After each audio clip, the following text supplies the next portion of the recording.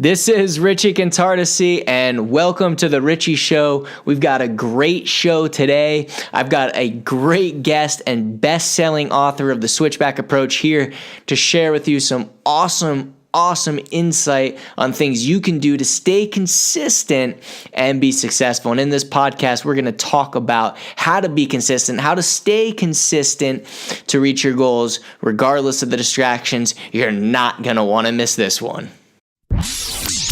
Welcome to The Richie Show, a personal development mastermind. Richie is an entrepreneur, speaker, author of In Spite of the Odds, and he's addicted to motivating, inspiring, and sharing the valuable information he used to accomplish his dreams so you can accomplish yours.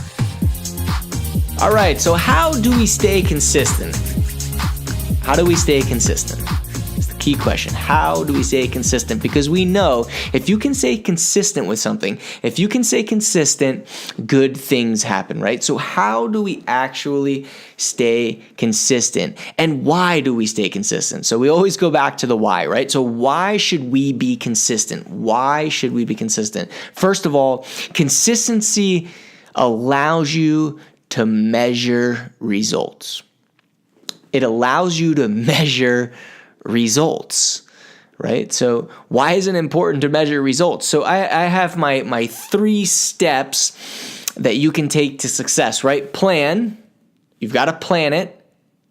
Then you attack it, and then you win, right? So in the planning stage, we're writing down our goal, right? We're putting together our plan of attack. And then in the attack stage, right, we're doing things like building relationships, overcoming fear, and persisting, right, in that attack phase. But there's things that we're doing in this attack phase that is important. And that's where we're doing an action, we're following the plan, and then we're testing and measuring and refining. Testing and measuring and refining. Testing and refining. Testing and refining until we win. So if we're consistently doing the same things in order to achieve that goal that we have, then we're going to be able to test and measure that goal. And so that's why it's so important that I talk about refining and testing and measuring, and why consistency is so important. It's critical. I mean, critical to be consistent. So how do we measure that consistency? And so one of the things that I do, and I'd love to share it with you, and I'm going to see if I can get a screenshot for you, and if I can, I will, is I actually clock in and clock out throughout each one of my tasks. Not each task, but 3. Okay, and I'll give you an example, okay? I have a clock in for when I work out. I have a clock in for when I run. I have a clock in for when I'm working on my speaking business. I have a clock in for when I'm working on my real estate investing business. I have a clock in when I'm working on the walk-on association. So for each business, I know how much time I spent that much, how much time I worked out, how much time I ran. And so I'm able to see and test and measure my consistency. And so I track, and maybe you think I'm crazy, but I actually track with a little device. It's pretty cool. It's like $100 or something like that, but I can track my body weight. And it's pretty cool because I can see what I did through the month, how much time I spent working out and running, and how that affected my body weight. Why? Because I can test and I can measure.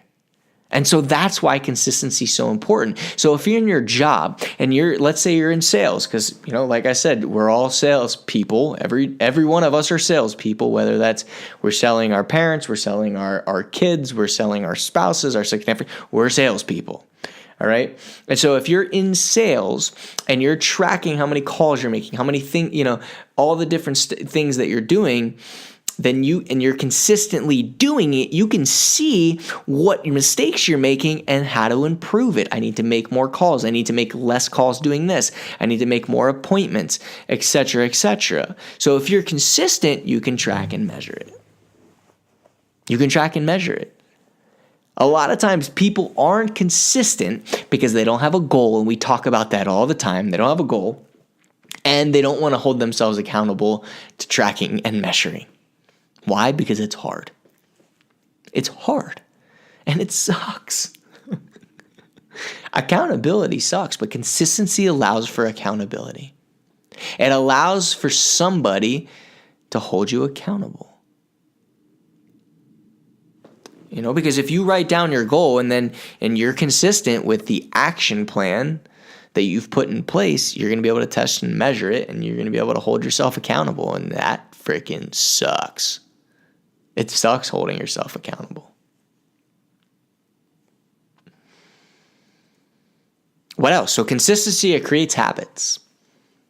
What do habits do?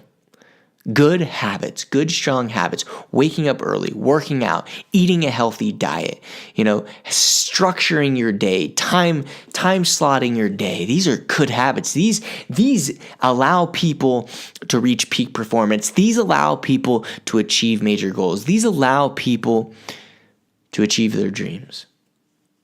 Great habits.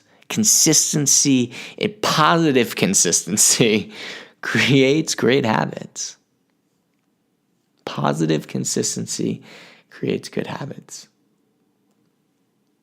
And it drives discipline. Discipline. It's hard to be disciplined. It's hard for me to wake up every single day and stay disciplined. I make my schedule the day before the day. So I'm planned out. I know what I'm doing that day. But I got to wake up and I got to be self-disciplined. I got to discipline myself to that schedule. And guys, as motivated, as obsessed with success that I am, it's hard for me to stay self-disciplined. It is. It's very hard. It's hard. So if we could stay consistent, it drives discipline. It drives the discipline. And we all know that if we're self-disciplined, if we can commit to something, stay consistent with it. I'll use a diet for an example. And I'm not here to brag or anything like that, but I've been out of college for almost 5-6 years now. And I've been able to maintain a six-pack. It's not hard. My diet is strict. But I'm consistent. I'm self-disciplined. And it comes back to the last episode, which is what is your why? What is your why? If your why is strong enough, no obstacle is going to get in your way. It won't. So you're going to plan. You're going to have a goal. You're going to attack. How are you going to attack? Test. You're going to follow that plan, and then you're going to test what you did, and you're going to refine it, and you're going to test it, and you're going to refine it. And so I have a special guest here. All right, Mr. Brock Cannon. What's up, buddy? Glad to have you on the call today. Thanks so much. It's an honor to be with you. Yeah, man, absolutely. So very excited to have you here today, Brock. I'm going to let you kick it off, man, and tell us a little bit about yourself. So, a little bit about me, I guess. I'm 35 years old. I live in Salt Lake City, Utah. I'm definitely there for the mountains and really love anything in the mountains. And, that's kind of where the inspiration for my book came from. And, my background as a professional mountain bike racer, and all of it kind of started there in the mountains. I love it, man. And Brock here is a guy that I've known for a few years and that I work with. He is a best-selling author, and his book is called The Switchback Approach. Definitely highly recommend it. Brock, tell us a little bit about The Switchback Approach.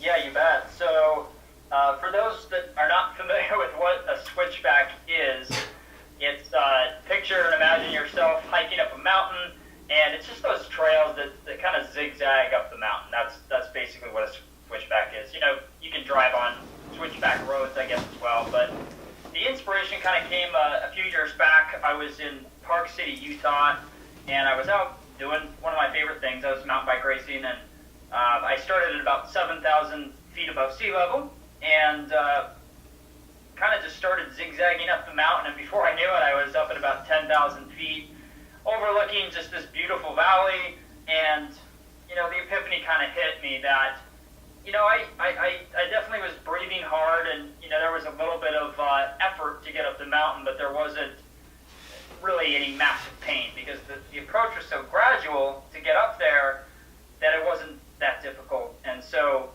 I realized the switchback approach could be kind of applied to all aspects of life, and that is just kind of taking the gradual approach to really getting anything that you want. Dude, that is brilliant. I love the switchback approach. I love that thought process on how to obtain goals, because like I said, you don't have to see the whole staircase, you just have to see the first step. So that's one of the biggest things that people have trouble with, is just they have this goal, or they're at this aspiration or this dream that they have, and they're looking at the end and all these different things that they have to do, instead of focusing on the thing that matters most, which is what is the first step, and just being able to take the first step. So I think the switchback approach, taking it gradually and just understanding one step at a time, it's absolutely brilliant. So tell me a little bit more about how you've helped others by using the switchback approach and taking things one step at a time gradually. Well, I see situations every day, Richie, as I'm sure you do, where people are kind of just crying out for help. In fact, as we record this, I'm here in San Diego. I was just walking with a couple of friends last night on the street. I love San Diego. Sorry, dude, go ahead. Amazing place. And we were walking over to get some food, and one of the people that I was with just said, we walked by a gym, I think it was like a 24-hour fitness or something, and this individual said, man, I know I need to work out, but I just can't motivate myself to work out. And I'm the type of person, I won't really offer advice unless it's asked of me. And within a couple of minutes later, this individual just said, Brock, if you were me, what would you do? And I just said, well, let me ask you a question. If you were to go to this gym, what would you love to do? And they looked inside the gym at all the different machines and the equipment, and she said, none of these things. I hate everything in here. And I said, then don't do that. And really what I've helped people to do over the years is just to find what they can get excited about, what they can actually fall in love with. Because unless you really get that, you're not going to even take the first step. The motivation is not there.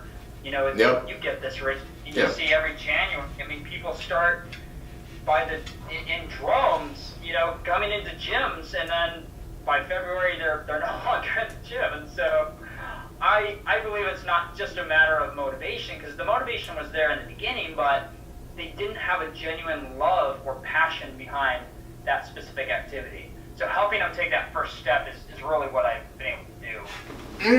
Okay, I love it. So finding their passion, finding their purpose. Actually, one of the things, and Brock, you know these things more than anybody for having the opportunity to work with one of the same organizations that I do, but I talked about how to overcome adversity, and a lot of that comes back to what is your why?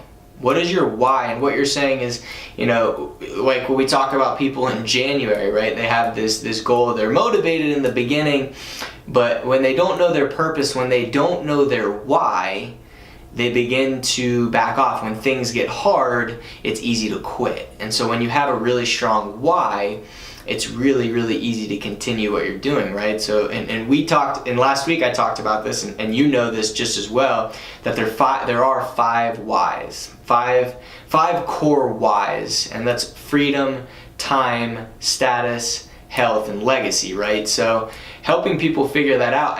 Do you talk about that at all in the switchback approach? I don't get into the why as much, Richie, but I think it's brilliant that you're bringing it up, because really, unless somebody knows why the heck they want to do it, they're not going to get their butt in gear to do it. Right. A thing that I think has helped people, though, is doing what I call taking stupid small steps. And what I've always meant by stupid small steps is it's got to be tangible enough and really simple enough in the beginning to just start. I'll give you an example, if I may. So, years ago as a mountain bike racer. I was a cross-country racer, Richie, and so, for us, we were kind of like horse jockeys. We wanted to be as light as possible so that we could get up the hills as fast as possible. So for us, it was really not about adding any of the body weight. It was about trying to be as light as possible.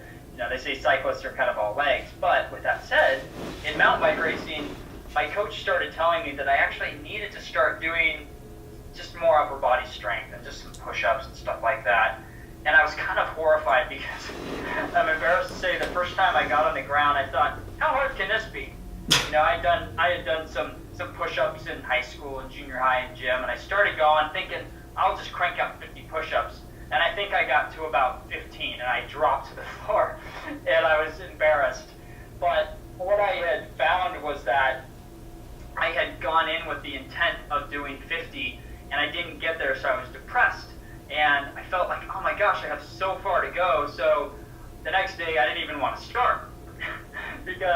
And so if I were to look back now and kind of approach that same scenario using the switchback approach, I would have said, okay, today, I got to give myself a little bit of a break. I haven't done push-ups in years, so I'm going to start with 5 push-ups today. And I would have probably gotten down on the ground and done 5 push-ups and been like, oh, well, quit being, a sissy, you can do more than that. But the goal would be to then add 1 the next day, and then the next day add up, be it 7 push-ups, and make it so simple and such a stupid small step so that when I get up in the morning, I can just get down on the ground and do it and not be psyched out in my head. So that's kind of the idea behind simple small steps. It's just, you can't run the marathon before you can first run around the block kind of philosophy.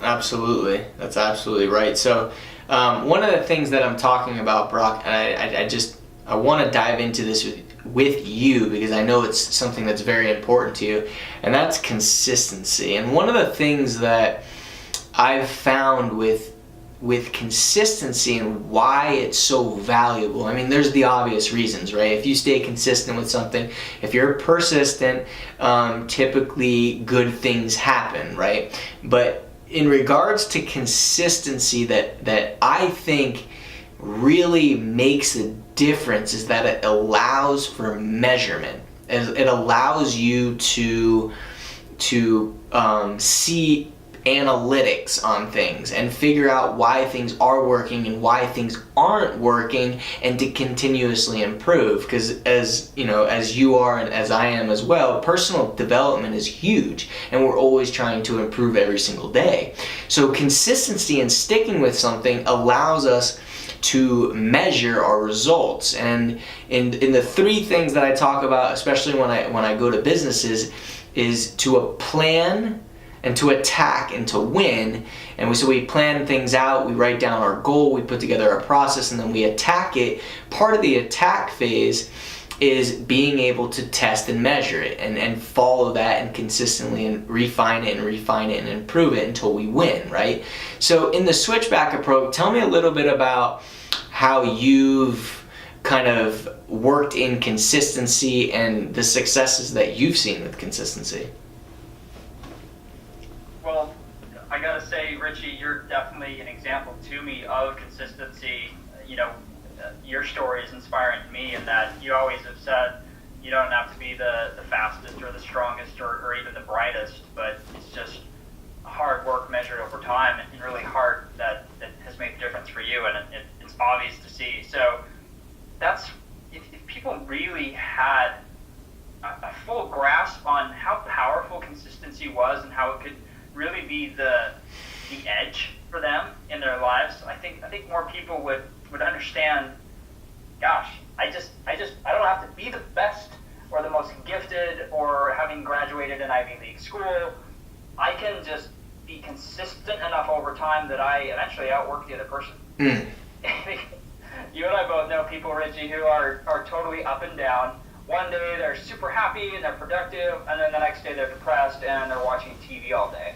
And it's like, my hat is off more to the person that is doing just maybe 3 small action steps every single day to get to their goal. And so I think if people really break it down so that it's measurable enough on a daily basis, maybe having a daily 3 or a daily 5, meaning that the 3 simple things that they're going to do every single day to just get them closer to their goal. I mean, Richie, you know as well, having had a bestseller yourself, you didn't sit down in the first sitting and write your whole dang book. You know, it took time, and you have an outline, and you break it into chapters, and then you break that down into concepts, and you know, maybe it's writing just one paragraph every day, but the fact is you wrote every single day, and that's how you got to finish a book. So I think it's the same with almost any area in life, and I think it's really, it has the ability to be people's secret weapon, no doubt. Totally. I completely agree. So there's 2 more things with consistency I want to hit on because it's so important. And that's that the first thing is that it creates habits, right? When you're consistent, it creates habits. And so we want to be consistent with things that really matter, things that are going to help us improve so that we can create those habits that are going to put us in the direction and help us achieve the goals and dreams that we have for ourselves. And so Brock, I want to hear your thoughts on, you know, using consistency to create habits, and if that's something that you talk about or if that's something that you feel you know, will help our audience in achieving the goals that they have. I mean, what are your thoughts on using consistency to create positive habits? I think they're absolutely intertwined, like you say, and the beauty of, you know, just taking some stupid small steps in the beginning, but doing those little steps every day for an extended period of time, it automatically creates a habit. And Brock, these are different numbers. Go ahead. I didn't want to interrupt you. Go ahead. That's all right. You know, you hear from different experts who have actually tracked how long does it really take to create a habit. Some say 21 days, some say 30 days. I've even heard up to 40 to 60 days from some. But the idea is that eventually if you do something long enough, it's going to be a habit. If you start working and moving your body every single day, you're not going to be able to live without that after a while. And if you start putting healthy foods and drinking more water into your body every single day, eventually that's just what you're going to do. Your brain's going to be hardwired to do nothing but that healthy habit. So yeah, consistency is really the magic precursor to habits activity. So this is something that people are going to want to know, Brock. Can you share with us a really positive habit that you've taken on from being consistent that's helped you achieve a major goal that you have? Yeah, absolutely. I'll give something I think that's probably relatable to everybody, and that is, you know, everybody wants more energy. And one of the things I did years ago to have more energy was, first thing in the morning, I would get up and instead of just reach for coffee or caffeine or a soda or something like that, like so many people do, I just started drinking a quick, immediate 20 to 40 ounces of water within the first half an hour of waking up. And I've done that for years. And I just, like, I'm a zombie when I wake up sometimes, but I'll just, in a zombie-like mode, go right to the bathroom or to the kitchen sink, and I'll fill up 20 ounces of water and I'll chug it. And immediately, you just have this surge of energy, and it's allowed me to get into the habit of hydrating and using H2O as the energy fuel versus over-medicating on caffeine. So that's something everybody could do. Oh, that's awesome. All right, great insight. I like that. I appreciate you sharing that with us. I'm going to actually try that myself. That's pretty cool. And so the last thing, Brock, here, and I appreciate your time, first of all, is I really believe that, you know, consistency creates habits, but it also drives discipline. And one of the most difficult things that we have is staying disciplined and being self-disciplined. And so I'm going to share some of my disciplines a little bit later on. But I want to hear from you, Brock. I mean, I think having a morning routine and staying disciplined with that is important. Tell us, Brock, a little bit about what does your morning look like? What is your routine? What how are you able to stay disciplined? Well, I think that is really, Richie, why habits are so darn important, because I know myself all too well, and I don't have the best discipline, but fortunately, through kind of taking the switchback approach with a lot of areas, I've been able to develop the habits to where my brain doesn't know the difference now, and so the habits really feed into the discipline. And so, gosh, for me, it's really important every morning to feed my mind with something positive, whether that be spiritual or just, financial education or something motivational. I do that every day automatically, and whether it's 5 or 10 minutes or longer, that's really important to me every day. Hydration, like I mentioned, just getting in the habit of that. Depending on where I am in the country or the world, I do like to move my body in the morning and exercise. Also meditation, just quieting my mind and visualizing my day is part of my morning routine. So I think for anyone listening, Richie, and I'm sure you'd agree because you get up earlier than me, man, just integrating a winning morning routine sets you up to where by the time you get out of your bedroom in the morning or wherever you're heading out to for the day, sometimes it can be 8 or 9 o'clock, and you've already had a full day of success just because the disciplined habits that you've been able to build. And when the rest of the world is walking in frustrated, not excited to work, you've put yourself in a winning position already. So yeah, I would say to anybody that wants better self-discipline and better routines, it starts with the small steps, which equals the habits, and then that feeds into everything else. It's absolutely right, Brock. And I just want to say, man, thank you so much for your time. Thank you so much for sharing with myself and my audience, some of the things that have helped you to become successful. And I just want to say I appreciate that.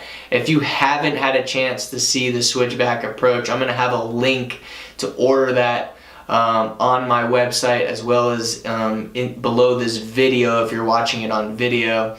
And it's something that you're definitely going to want to purchase and read.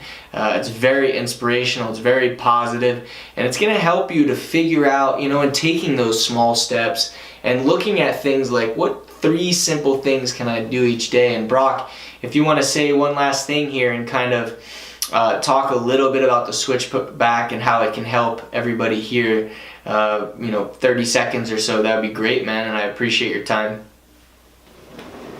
Sure. Well, again, thank you, Richie, and for always inspiring me as well. I think if anything, the Switchback Approach, it's actually a fictional story. So, sometimes we learn more through stories versus just how-to advice. So, I think hopefully you enjoy the story and you get lost in it, and you'll be able to relate it to your own life, just how you can start doing some very simple things to build that consistency and really get whatever you want in life. So thanks, Richie. I love it, Brock. Thanks so much, man. I appreciate your time. Have a good one.